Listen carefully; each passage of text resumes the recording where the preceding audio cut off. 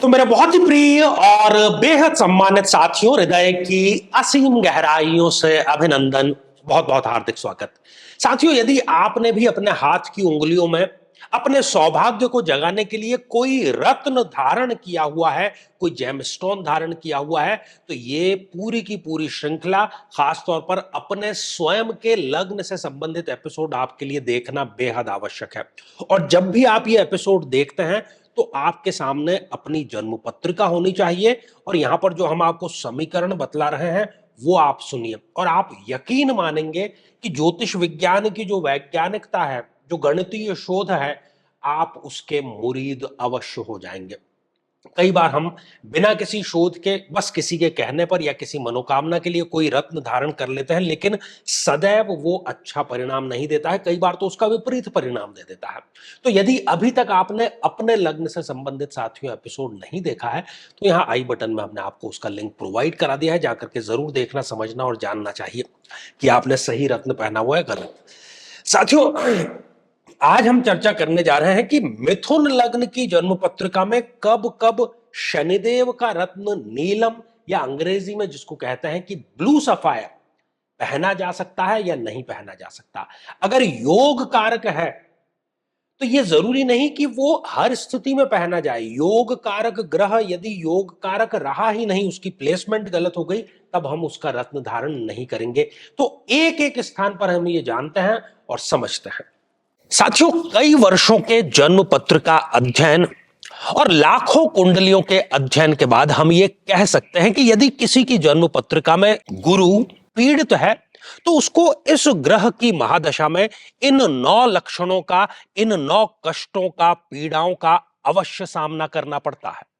व्यक्ति मोटापे से ग्रसित रहता है, शरीर के किसी न किसी हिस्से में उसको गठान की समस्या रहती है, संतान या तो होती नहीं, होती भी है तो व्यक्ति संतान से पीड़ित ही रहता है, पढ़ाई में व्यक्ति के बाधा अवश्य आती है, अपना घर बनाने का सपना सपना ही बना रहता है, जीवन में निरंतर अपमानजनक स्थितियों का सामना करना पड़ता है, खासतौर पर लीवर से संबंधित किसी न किसी प्रकार की पीड़ा सदैव बनी रहती है, याददाश्त की कमजोरी रहती है और साथ ही यदि युवा है तो सही समय पर विवाह संपन्न नहीं हो पाता है।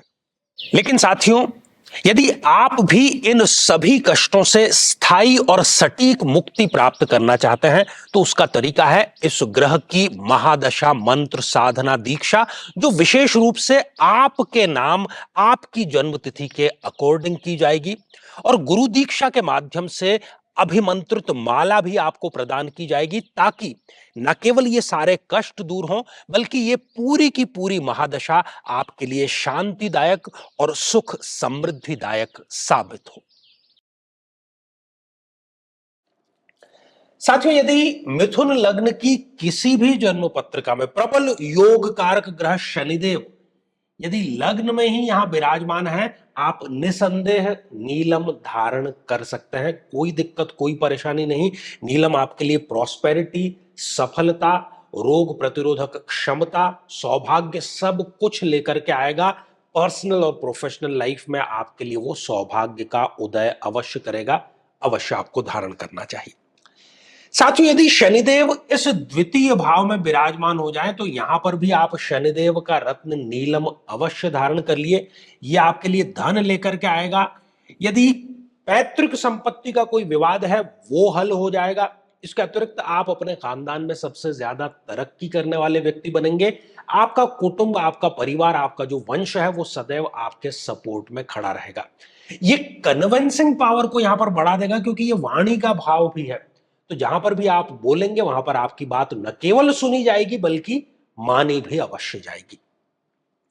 साथियों, यदि शनिदेव इस तृतीय भाव में विराजमान हो जाएं, यहां पर भी आप नीलम धारण कर सकते हैं। इसलिए धारण कर सकते हैं कि है तो ये मेहनत का भाव, पर ये मेहनत को एक्टिवेट कर देगा।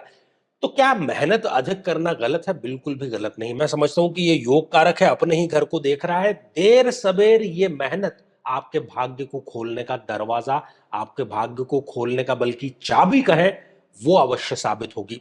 यहां पर व्यक्ति बड़े सपने देख करके उनको पूरा करेगा और भाइयों का सहयोग भी उसको अवश्य मिलेगा। साथियों, यदि शनिदेव इस चतुर्थ भाव में विराजमान है तो यहां पर भी आप अवश्य ही नीलम धारण कर सकते हैं, क्योंकि यहां पर आप यदि नीलम धारण करते हैं तो आपको यदि माता से संबंधित कोई चिंता है उनके स्वास्थ्य की, वो आपकी दूर अवश्य हो जाएगी। भूमि में यदि आप निवेश करना चाह रहे हैं या अपना घर खरीदना चाह रहे हैं या स्वयं रियल एस्टेट का आप बिजनेस करते हैं, उसमें आप चार चांद अवश्य लगाएंगे, शिखर पर अवश्य पहुंचेंगे। वाहन खरीदना हो और जितनी भी सुख सुविधाओं के, क्योंकि ये भौतिक सुखों का घर है, तो भौतिक सुख सुविधाओं और ऐश्वर्य के लिए नीलम आपके लिए बहुत सर्वोत्तम यहां पर साबित होगा। साथियों, उच्च राशि के होकर के शनिदेव यहां पर विराजमान हो जाए, कहना ही क्या, जितनी तारीफ की जाए उतनी कम है। नीलम धारण करने के बाद में आकस्मिक धन योग आपके बनेगा। शेयर मार्केट में यदि आप ट्रेडिंग, लॉन्ग टर्म इन्वेस्टमेंट जो भी करते हैं उसमें आपको सफलता यहां पर अवश्य मिलेगी। प्रेम संबंधों में यहां पर सफलता मिलेगी। अपने मन मुताबिक जो विवाह है वो करना चाह रहे हैं तो उसमें यहां पर ये आपके लिए आसानी पैदा कर देगा। और इन सब से बढ़कर की यदि संतान प्राप्त नहीं हो पा रही है तो नीलम पहनने के बाद में शनिदेव आपको एक स्वस्थ और भाग्योदय कारक संतान का भी आशीर्वाद अवश्य देंगे। साथियों, यदि शनिदेव इस छठे भाव में विराजमान है, यहां पर अब समझ लेने की बात है। अब यहां पर यह है कि नीलम धारण नहीं किया जाना चाहिए, योग कारक है, लेकिन यहां पर वो त्रिक भाव में छठे में विराजमान हो गया है। इसलिए यदि यहां पर नीलम धारण करेंगे तो ये कोई बीमारी लेकर के आएगा, नर्वस सिस्टम की कोई समस्या लेकर के आएगा, ऋण लेकर के आएगा, परेशानी असफलता लेकर के आएगा, शत्रुता लेकर के आएगा, अपमान लेकर के आएगा, कोर्ट कचहरी मुकदमा, नशा, यहां तक की छोटी बड़ी जेल यात्रा भी ये लेकर के आएगा। इसलिए नहीं पहनना चाहिए। लेकिन यहां पर एक शर्त है साथियों, यदि शनिदेव तो यहां पर विराजमान है, लेकिन इसके साथ ही जो लग्नेश बुध है वो प्रबल होकर के यदि लग्न में, यदि चतुर्थ भाव में, यदि पंचम में, यदि नवम भाव में है तो आप अवश्य ही नीलम धारण कर सकते हैं, क्योंकि तब बन जाएगा विपरीत राज योग। ठीक है, लेकिन रिस्क मत लें, आप किसी विद्वान से आप कंसल्ट करें, उसके बाद में ही आप ये निर्णय लें कि एग्जैक्ट जो विपरीत राजयोग है वो बन पाया है या नहीं बन पाया। साथियों, यदि शनिदेव इस सप्तम भाव में विराजमान हो जाए, यहां पर भी आप अवश्य ही नीलम धारण कर सकते हैं। ये यदि शादी में डीले हो रहा है तो उसको ये सरपट गति से विवाह संपन्न कराने का कार्य करेगा। दाम्पत्य जीवन में कोई खटास है, कुंडली ठीक से यदि नहीं मिलाई थी तो उस दाम्पत्य जीवन की खटास को भी ये दूर करने का कार्य करेगा। इतना ही नहीं, यदि पार्टनरशिप में कोई आप बिजनेस करते हैं, उसमें कुछ ठीक नहीं चल रहा है तो आपको अवश्य ही नीलम धारण करना चाहिए। साथियों, यदि शनिदेव इस अष्टम भाव में विराजमान है तो यहां पर भी आमतौर पर आपको नीलम धारण नहीं कहे। कोई कहेगा कि भाई ये तो योग कारक है और अपने ही घर में विराजमान है। नहीं, ये स्थान गलत है। स्थान गलत होने के कारण हम यहां पर उसको धारण नहीं करने की सलाह देते हैं, क्योंकि ये मृत्यु तुल्य कष्ट आपको लेकर के आएगा। यदि ये नवम भाव को एक्टिवेट कर रहा है तो अष्टम को भी एक्टिवेट कर देगा। ऐसी स्थिति में आपको नीलम धारण नहीं करना है। ये ससुराल पक्ष से संबंध आपके खराब कर देगा, ऋण जाल में फंसा देगा। छोटी बड़ी विदेश यात्राएं यदि आप करते हैं तो उसमें ये असफलता लेकर के आएगा। कोई भी मीटिंग फ्रूटफुल नहीं होगी और व्यक्ति मृत्यु तुल्य कष्ट की गिरफ्त में आ जाएगा नीलम धारण करने के बाद में। लेकिन फिर वही स्थिति कि शनिदेव तो यहां पर है और इसके साथ ही यदि लग्नेश बुध लग्न, पंचम, चतुर्थ या नवम यहां पर कहीं मजबूत स्थिति में बैठे हैं तो विपरीत राजयोग बन जाता है और उस स्थिति में आप नीलम धारण अवश्य कर सकते हैं। साथियों, यदि शनिदेव स्वयं अपने इस भाव में भाग्य स्थान में बैठे हैं, अति सुंदर स्थिति, जरूर आपको नीलम धारण यहां पर कर लेना चाहिए। नीलम नहीं है ये आपके भाग्य की चाबी है, नीलम नहीं है ये आपके स्पिरिचुअल फील्ड की चाबी है, ये आपके शांति की चाबी है। प्रोफेशनल पर्सनल लाइफ में कैसे संतुलन होता है ये नीलम पहनने के बाद में आपको स्वतः ही पता लग जाएगा। तो बहुत सुंदर स्थिति, आपको यहां पर यह धारण अवश्य कर लेना चाहिए।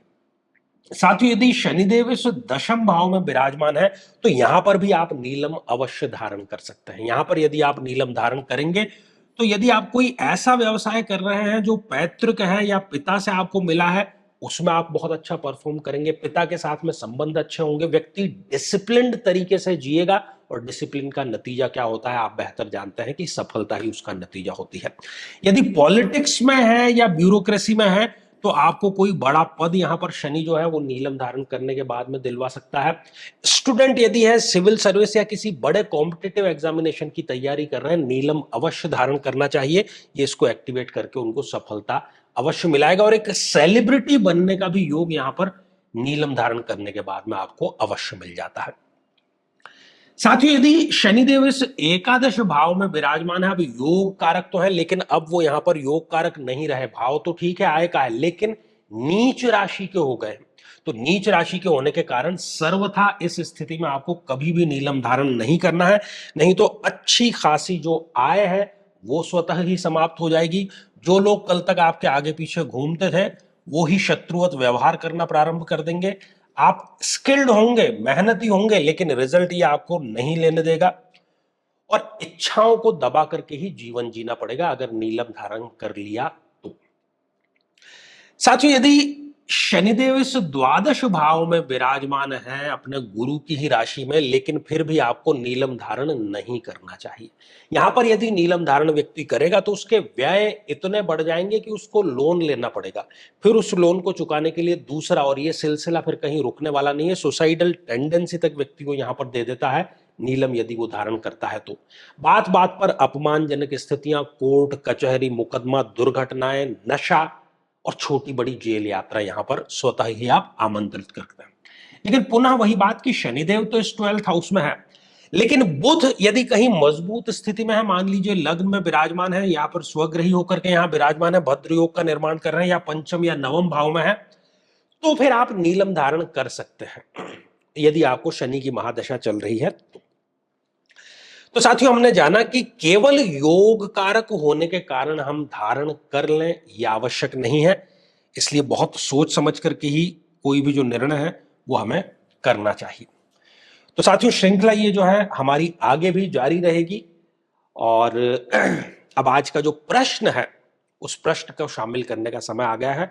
और प्रश्न यदि आप भी अपना शामिल कराना चाहते हैं तो सिंपल सा है कि हम जो अभी प्रश्न आपसे पूछेंगे इस एपिसोड में, उसका सही उत्तर कमेंट बॉक्स में आपको लिखना है और फिर आप अपना प्रश्न पूछ सकते हैं। तो आपको दोनों के ही जो उत्तर हैं, हमारे द्वारा पूछे गए प्रश्न का सही उत्तर आप दे देंगे और आपको अपने प्रश्न का उत्तर मिल जाएगा।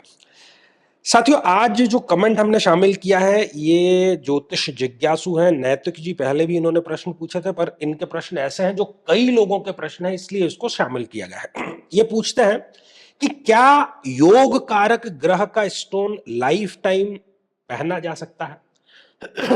Thanks and waiting for your answer. आपकी वीडियो से बहुत नॉलेज मिला, अगेन थैंक्स। देखिए नैतिक जी और सभी, जान लीजिए कि पहली बात तो लोगों को यह पता ही नहीं कि उनकी कुंडली में योग कारक अर्थात अच्छा ग्रह कौन सा है, मारक अर्थात बुरा ग्रह कौन सा है।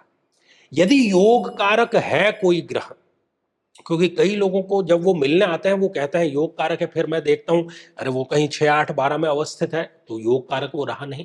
केवल त्रिकोण या केंद्र का अधिपति होने से कोई ग्रह योग कारक नहीं होता है और वो हमेशा योग कारक नहीं रहता है। कोई किसी देश का प्रधानमंत्री है और वो उसी देश के किसी राज्य में यदि चुनाव हार जाता है तो ऐसा तो नहीं कि उस राज्य में भी उसकी मनमानी चलेगी, बिल्कुल नहीं चलेगी। योग कारकता की अपनी लिमिटेशन है। इसलिए जो मूल प्रश्न उन्होंने पूछा है कि क्या योग कारक ग्रह का, यदि आपने पता कर लिया है अच्छे सोर्स से, तो योग कारक ग्रह का जो स्टोन है वो लाइफ टाइम पहना जा सकता है। इसका बिल्कुल सीधा सपाट और सही उत्तर यही है, उसमें किसी प्रकार से डरने की कोई आवश्यकता नहीं है। अब साथियों, आज के एपिसोड का जो प्रश्न है वो हम पूछ रहे हैं, बड़ा ही आसान सा प्रश्न है कि शनिदेव किस राशि में नीच राशि के कहे जाते हैं। तो साथियों, एक दो और महत्वपूर्ण सूचना आपको देते चले कि यदि आप भी चाहते हैं कि आपकी कुंडली का सूक्ष्म विश्लेषण हो, समस्या का समाधान हो, तो आगामी समय में मैं स्वयं इन शहरों में उपस्थित रहूंगा। आप समय लेकर के मिल सकते हैं, अपनी कुंडली का विश्लेषण करा सकते हैं, योग कारक मारक जान सकते हैं और समाधान भी जो समस्या से आप जूझ रहे हैं उसका जान सकते हैं। यदि आप कहीं दूर हैं इन शहरों से तो आप टेलीफोनिक या वीडियो कॉल के माध्यम से भी जुड़ सकते हैं। और यदि आप चाहते हैं कि आपको निःशुल्क अपनी कुंडली का जो समाधान है किसी एक प्रश्न का वो करना है, तो प्रति शनिवार को जो लाइव दोपहर 3 बजे आता है उसमें यदि आप अपने कमेंट को शामिल कराना चाहते हैं तो हमारे इस वीडियो को हाइप करें और फिर उसका स्क्रीनशॉट हमारे जो वीडियो जो बल्कि व्हाट्सएप नंबर है उस पर भेजें। तो साथियों आज के लिए केवल इतना ही, और इसी मंगल कामना के साथ में कि आप सभी स्वस्थ, समृद्ध और शांतिपूर्वक जीवन व्यतीत करें। नमस्कार।